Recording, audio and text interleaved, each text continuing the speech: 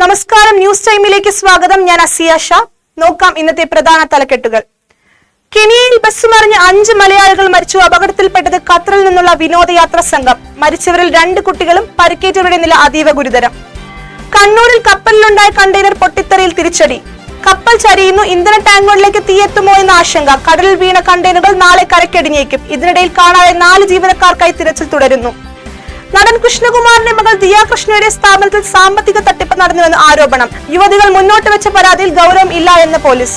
ലോക test championship ഫൈനലിൽ ഇന്ന് ഓസ്ട്രേലിയയും ദക്ഷിണാഫ്രിക്കയും നേർക്കുനേർ ഏറ്റുമുട്ടും. വാർത്തകൾ വിശദമായി. ഖത്തറിൽ നിന്നുള്ള 28 അംഗ വിനോദയാത്രാ സംഘത്തിന്റെ ബസ് മറിഞ്ഞ് കെനിയയിൽ 5 മലയാളികൾ ഉൾപ്പെടെ 6 പേർ മരിച്ചു. 22 പേർക്ക് പരിക്കേറ്റു. പാലക്കാട് മണ്ണൂർ സ്വദേശി റിയ ആൻ, മകൾ ട്രൈറ റോഡ്രിഗസ്, മൂവാറ്റുപുഴ സ്വദേശി ജസ്, മകൾ റൂഹി മെഹറിൻ, മാവേലിക്കര ചെറുകോൽ സ്വദേശി ഗീത ഷോജി എന്നിവരാണ് മരിച്ച മലയാളികൾ. റിയയുടെ ഭർത്താവ് ജോയൽ ജോസഫ് ഉൾപ്പെടെ 3 പേരുടെ നില അതീവ ഗുരുതരമായി തുടരുന്നു.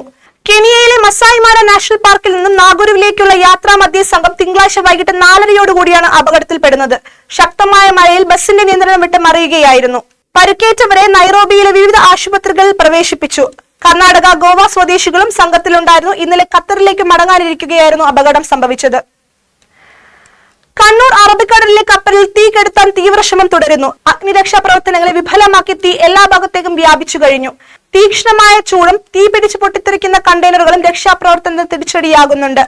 ഇതിനിടയിൽ കപ്പലിന്റെ പിന്നിലെ ബങ്കർ ടാങ്കുകൾ ഇന്ധനത്തിന് തീ പിടിച്ചിട്ടുണ്ടായെന്നും ആശങ്ക ഉയരുന്നു. കപ്പലിൽ ഇടതുവശത്തേക്ക് 18 ഡിഗ്രിയോളം ചരിഞ്ഞു. കപ്പലിൽ നിന്ന് കണ്ടെയ്നറുകൾ ഇടയ്ക്കിടെ വെള്ളത്തിലേക്ക് വീഴുന്നുണ്ട്. തീ നിയന്ത്രിക്കാനാകാതെ ഒരു രാത്രി കൂടി തുടർന്നാൽ കപ്പൽ പൂർണ്ണമായി മുങ്ങിയേക്കും. രക്ഷാപ്രവർത്തനത്തിന് കൂടുതൽ കപ്പലുകൾ എത്തിച്ചിട്ടുണ്ട്. പ്രശസ്ത നടൻ കൃഷ്ണകുമാറിന്റെ മകൾ ദിയയുടെ ഓബയോസി എന്ന സ്ഥാപനത്തിൽ സാമ്പത്തിക തട്ടിപ്പ് നടന്നതായി പരാതി.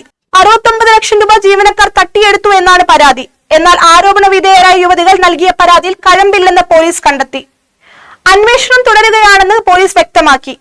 ലോക ടെസ്റ്റ് ചാമ്പ്യൻഷിപ്പ് ഫൈനലിൽ ഇന്ന് ലണ്ടനിലെ ലോർഡ്സ് മൈതാനത്ത് ഓസ്ട്രേലിയയും ദക്ഷിണാഫ്രിക്കയും നേർക്കുനേർ ഏറ്റുമുട്ടും.